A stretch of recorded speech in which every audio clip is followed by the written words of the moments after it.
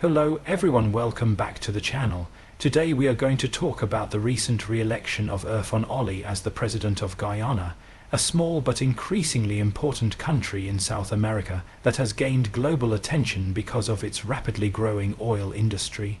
His victory marks a new chapter in the nation's political journey, but it also raises big questions about what lies ahead for Guyana, its people, and the global economy. Irfaan Ali's re-election was not just a routine political event. It was a moment watched by international observers, investors, and governments worldwide.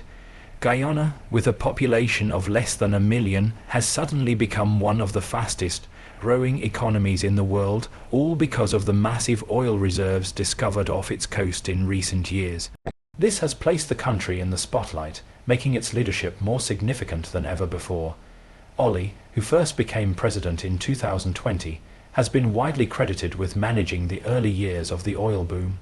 His government forged partnerships with international companies and worked to build up the country's financial reserves. At the same time, he has faced criticism over issues of inequality, corruption, and whether the wealth generated from oil is truly benefiting ordinary citizens. His re-election shows that a large section of the population still believes in his vision for Guyana's future. The campaign leading up to his re-election was intense. Guyana has long been marked by political rivalry and ethnic divides, mainly between Afro-Guyanese and Indo-Guyanese communities. Ali, who represents the People's Progressive Party, had to navigate these divisions carefully. His message focused on economic growth, stability, and promises of better infrastructure, healthcare, and education.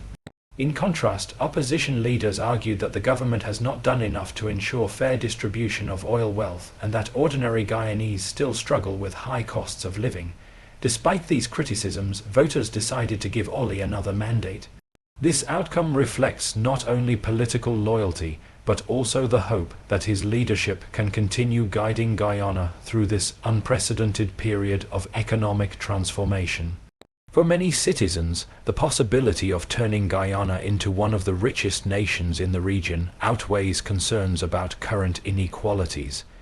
Internationally, Ali's win was welcomed by global oil markets and foreign governments. Major energy companies such as ExxonMobil have invested billions into Guyana's oil fields, making it one of the most important new energy frontiers in the world. The stability provided by a re-elected government gives investors confidence that projects will continue without major disruptions.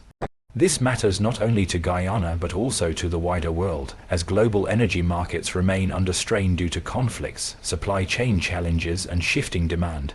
But with great wealth comes great challenges. Guyana is now facing the classic dilemma of the resource curse, where nations with abundant natural resources sometimes experience corruption, inequality, and economic instability rather than long-term prosperity. Ali's administration has promised that this will not be the case for Guyana. He insists that revenues will be invested in infrastructure, social services, and sustainable development. However, skeptics worry about transparency and whether too much control is in the hands of foreign corporations rather than the Guyanese people. Another major issue is environmental sustainability. While oil is fueling Guyana's rise, the world is also pushing toward renewable energy and cutting down on fossil fuels to combat climate change. Guyana itself is known for its vast rainforests, which are a critical part of the planet's ecosystem. Balancing oil extraction with environmental protection will be one of Ali's toughest challenges. His government has stated that Guyana will remain committed to climate pledges, but the pressure between short-term wealth and long-term sustainability is real. On the domestic front, many Guyanese are hopeful but cautious.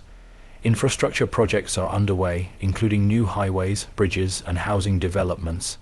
Education and healthcare are receiving increased attention, but these improvements take time to reach all citizens.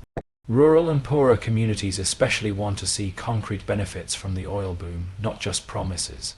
Ali's political future depends on whether he can deliver results beyond economic statistics and actually improve daily life for ordinary families. The geopolitical importance of Guyana is also increasing. Neighboring Venezuela has long laid claim to parts of Guyana's territory, particularly the Resort, Essequibo region. The discovery of oil has made this territorial dispute even more sensitive. Ali's re-election means continuity in how Guyana handles this delicate situation, often relying on international law and diplomatic pressure to counter Venezuela's claims. The United States, the United Kingdom, and other allies have shown strong support for Guyana, seeing it as a stable partner in a turbulent region. Looking at the regional context, Guyana's rise is transforming the balance of power in South America and the Caribbean. Traditionally, countries like Brazil, Venezuela, and Trinidad and Tobago dominated regional energy markets. Now Guyana, once one of the poorest nations in the hemisphere, is emerging as a major oil player. This rapid transformation creates both opportunities and risks. If managed wisely, Guyana could become a model for resource-rich developing nations. If mismanaged, it could face social unrest, economic dependence on oil, and political instability. Ali's leadership style will be closely watched in the coming years. He has emphasized inclusivity and modernization, often presenting himself as a leader for all Guyanese, regardless of background. At the same time, his critics argue that entrenched political divides remain unresolved. Healing these divisions and ensuring that wealth does not deepen inequality will be crucial for his administration. The global community will also play a role. International organizations and watchdog groups are urging Guyana to strengthen its institutions, increase transparency in oil contracts, and invest wisely in long-term projects like renewable energy, agriculture, and technology. If Ali's government takes these steps, it could build a diversified economy that remains strong even when global oil demand eventually declines. For now, the optimism surrounding Guyana's future is strong.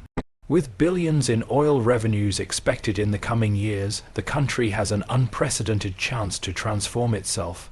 Ali's re-election signals continuity, but it also brings immense responsibility. His challenge will be to prove that Guyana's oil wealth can be turned into lasting prosperity, not just temporary riches. In the end, this election was about more than just politics. It was about the future of a nation standing at the crossroads of opportunity and risk. Guyana is no longer a forgotten corner of South America. It is now a country whose decisions could shape regional stability, global energy markets, and the livelihoods of its own people for generations to come. Irfaan Ali's re-election is a historic moment that reflects both the hopes and anxieties of a nation in transition. Whether he succeeds or fails will depend on his ability to lead with vision, fairness, and accountability. For now, the people of Guyana have chosen to trust him with another term, and the world will be watching closely.